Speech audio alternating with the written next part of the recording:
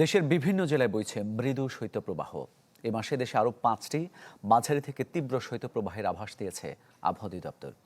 এ বিষয়ে আরও খবর জানাতে চাই আপনাদের। আবহাওয়া অফিস থেকে সরাসরি যোগ দিচ্ছেন সহকর্মী তানজিলা আফসানা।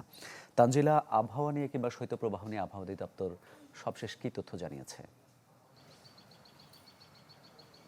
মামুন, আজকে কিন্তু ঢাকায় সর্বনিম্ন তাপমাত্রা 12.3 ডিগ্রি সেলসিয়াস এবং এটি কিন্তু এই মৌসুমের সবচেয়ে কম তাপমাত্রা। এবং আপনাকে আরেকটু বিষয় জানিয়ে রাখা ভালো যে এই মৌসুমের সবচেয়ে কম শ্রীমঙ্গলে কিন্তু আজকে হচ্ছে 9.5 ডিগ্রি সেলসিয়াস তাপমাত্রা রেকর্ড করা হয়েছে। এবং আপনি জানেন যে কিছুদিন ধরে কিন্তু ঢাকা এবং ঢাকাসহ যে পার্শ্ববর্তী জেলা যেমন রংপুর, দিনাজপুর এবং সিলেটে কিন্তু অনেক শীত অনুভূত হচ্ছে। এবং সেক্ষেত্রে যদি বলা যায় যে আবহাওয়া অধিদপ্তরের সাথে কিছুক্ষণ আগে আমার কথা হয়েছে, তারা কিন্তু আমাকে জানিয়েছেন যে হিমালয়ের পাদদেশ থেকে যে নেমে আসা শীতল ও হিমেল হাওয়া রয়েছে সেটির কারণেই কিন্তু এই শীত অনুভূত হচ্ছে। এবং বাতাসের যে গতিবেগ রয়েছে সেটিও কিন্তু কম থাকার কারণে কুয়াশা সহজেই কাটছে না এবং আকাশও বেশিরভাগ সময় মেঘাচ্ছন্ন থাকছে।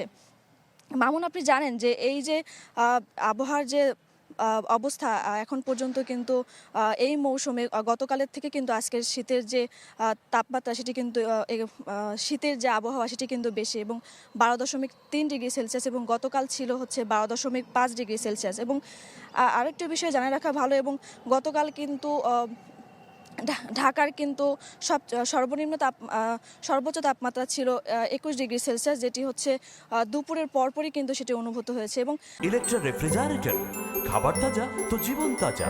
ইলেকট্রা, ফ্রিজের রাজা।